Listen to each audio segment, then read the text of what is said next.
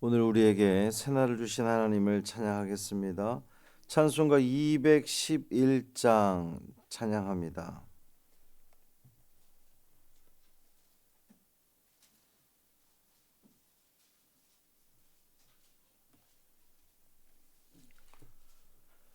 찬송 211장 값비싼 향유를 주께 드린 찬양함으로 새벽기도회를 시작하겠습니다. 값비싼 향유를 주께 드린 막달라 마리아 본받아소 향기로운 산제물 주님께 바치리 사랑의 주 내 주님께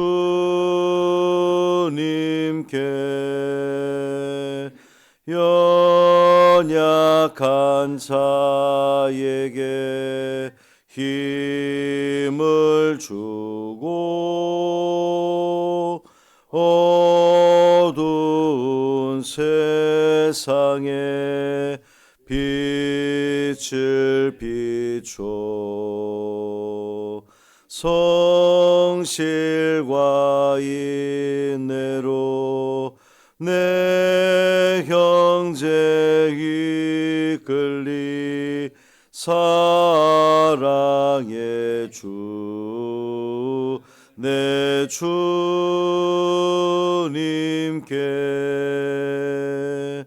두려운 마음에 소망 주고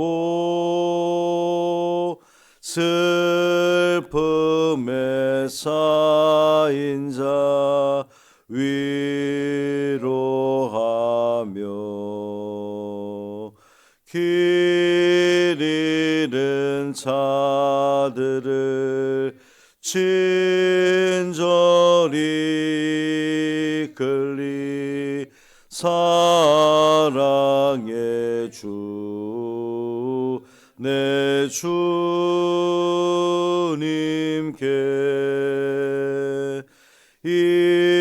인생의 황혼이 깃들어서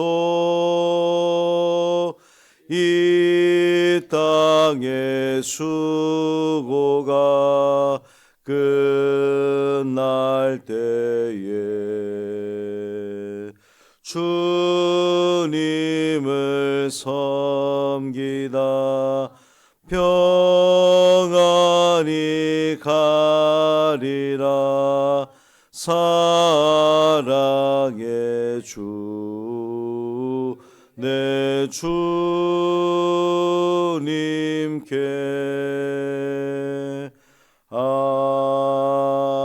아멘. 사도신경으로 우리의 신앙을 고백하겠습니다. 전능하사 천지를 만드신 하나님 아버지를 내가 믿사오며 그 외아들 우리 주 예수 그리스도를 믿사오니 이는 성령으로 잉태하사 동정녀 마리아에게 나시고 본디오 빌라도에게 고난을 받으사 십자가에 못 박혀 죽으시고 장사한 지 사흘 만에 죽은 자 가운데서 다시 살아나시며 하늘에 오르사 전능하신 하나님 우편에 앉아 계시다가 저리로서 산자와 죽은 자를 심판하러 오시리라. 성령을 믿사오며 거룩한 공회와 성도가 서로 교통하는 것과 죄를 사하여 주시는 것과 몸이 다시 사는 것과 영원히 사는 것을 믿사옵나이다. 아멘. 마가복음 14장 1절부터 9절까지 말씀입니다.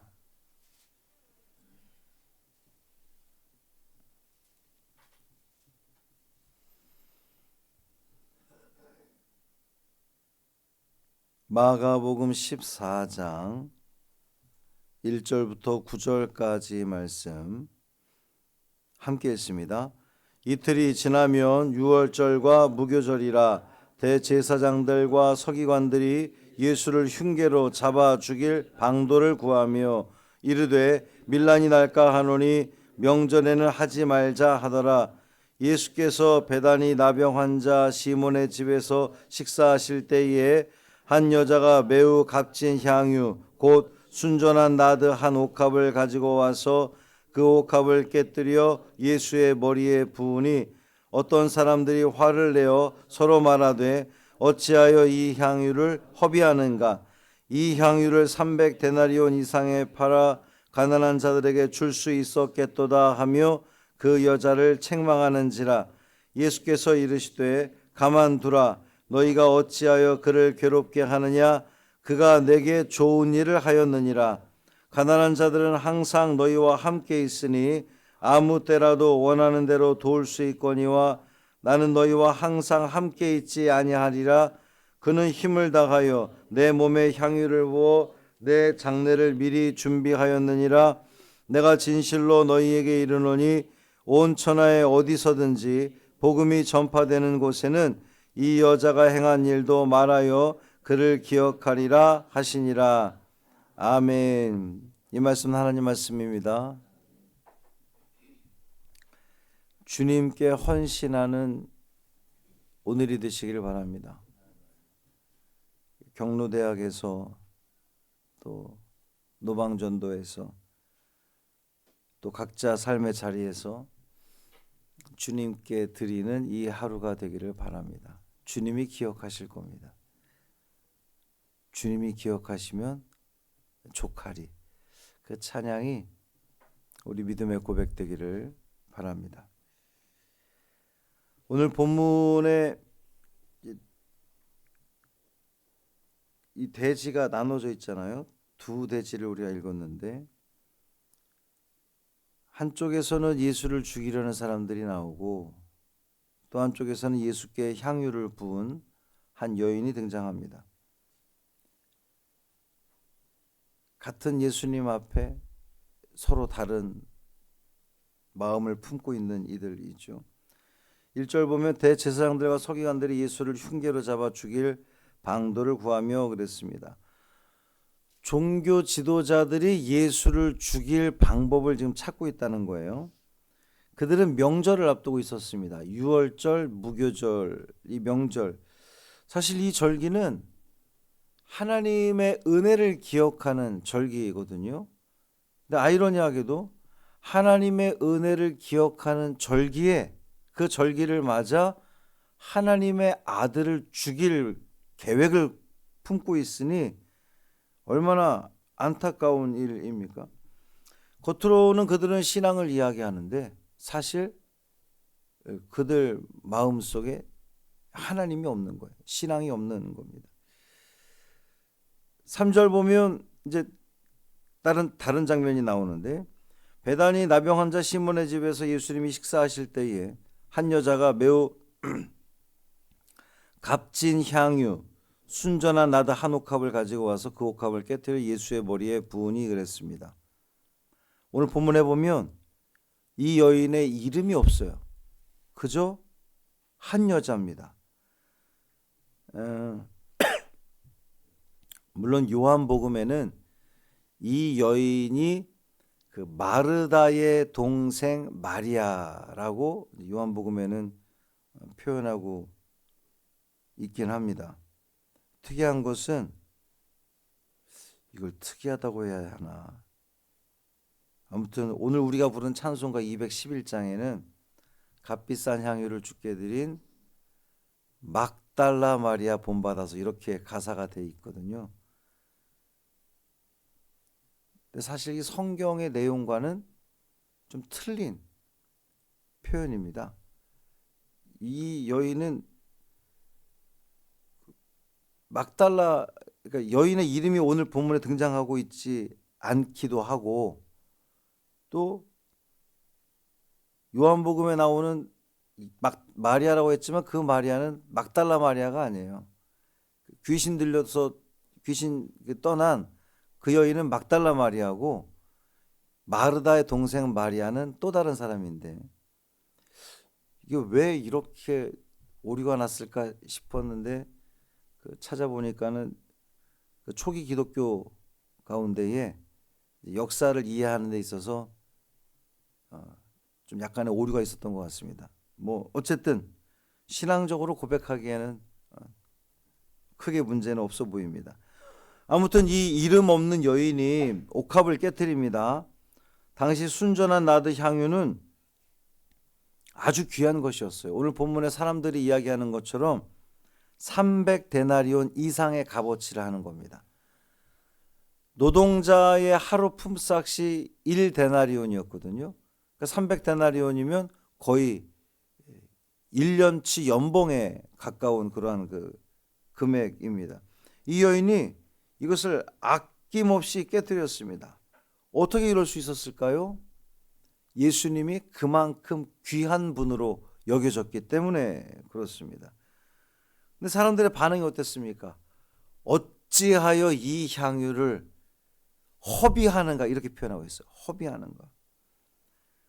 누군가는 헌신을 보고 감동을 하는데 누군가는 그 헌신을 폄하합니다. 낭비라고 말합니다. 왜 그럴까요? 왜 그럴까 생각해 보니 예수님을 향한 예수님에 대한 가치를 어떻게 생각하느냐에 따라서 어떻게 매기느냐에 따라서 다른 것 같습니다. 이 허비한다고 말하는 사람들은 예수님을 그저 선생님으로 보는 거예요. 그런데 이 여인은 그 1년치 연봉을 아낌없이 예수님께 깨어서 부어드릴 수 있었던 이 여인은 예수님을 구주로 본 겁니다. 주님으로 보니까 그것은 허비한 것이 아니라 주님께 대한 경배의 표현이었던 거죠. 예수님 말씀하시기를 그가 내게 좋은 일을 하였느니라 그랬어요. 여기서 또 한 가지 재미있는 것은 누가복음 10장에 보면 마르다와 마리아 이야기가 등장을 하거든요. 왜 언니 마르다는 예수님 맞을 준비하느라 분주하고 동생 마리아는 예수님 발치에 앉아서 말씀을 듣는. 그래서 마르다가 예수님 저 동생이 저한테 와서 좀 도와주라고 하세요. 이렇게 이야기했을 때에 예수님의 응답이 기억나십니까? 그가 좋은 편을 택하였으니 그랬어요.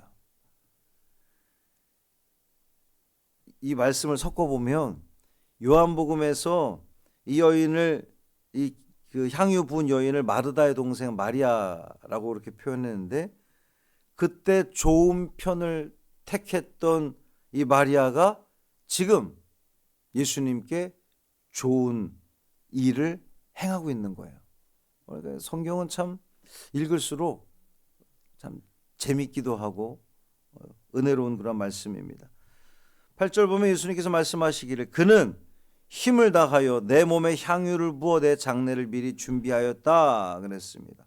이 여인은 힘을 다했다는 거예요. 그냥 어느 정도 한 것이 아니라 힘을 다했습니다. 신앙은 이런 거 아니겠습니까? 내가 얼마나 많이 했느냐가 중요한 것이 아니라 예수님도 말씀하셨잖아요.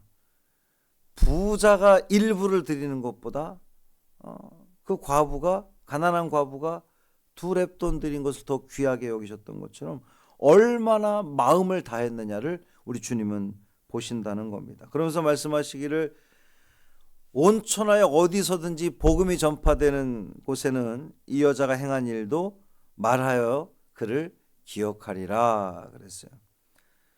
여인의 이름은 등장하지 않지만 예수님이 기억하신다는 겁니다. 세상은 권력 있는 사람, 힘 있는 사람, 돈 많은 사람, 뭐 이렇게 출세한 사람들을 기억하지만 우리 예수님은 사랑으로 헌신한 사람을 기억하신다는 겁니다.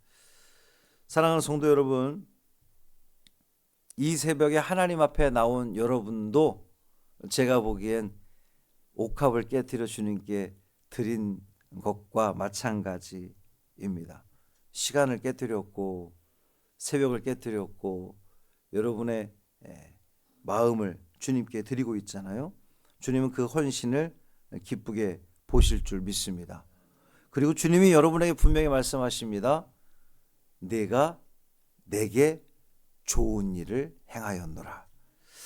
이 말씀이 얼마나 위로가 되는지 모릅니다. 하나님께서 오늘 여러분과 함께 하시고 여러분은 힘을 다하여 주님께 드리시는 이 하루가 됨으로 말미암아 좋은 일을 주님께 드리고 또 그 일이 여러분에게 복으로 돌아오는 귀한 삶을 살아가시기를 주님의 이름으로 축원합니다.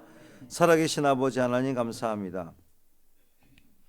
이 새벽에도 우리를 깨워주셔서 우리가 주의 성전에 올라와 하나님을 찬양하며 주의 말씀 듣고 기도하게 하시니 감사합니다. 새벽에 일어나 주님 성전에 나오는 것이 쉬운 일은 아닌데 이렇게 눈 비비고 나오니 주님께서 우리에게 축복의 말씀을 주시니 감사합니다. 내게 좋은 일을 행하였노라 말씀해 주시니 너무나 그것이 위로가 됩니다. 눈 비비고 새벽에 나온 것이 얼마나 기쁘고 감사한 일인지 다시 한번 깨닫게 됩니다. 주님, 이 하루를 주님께서 책임져 주옵소서. 주님께서 좋은 일이라고 칭찬해 주셨으니 또 우리 하루의 삶을 주님께 드리기를 원하오니 주님께서 우리에게 복 내려 주옵소서. 성도들 각자 소원하고 기도하는 제목들이 있습니다.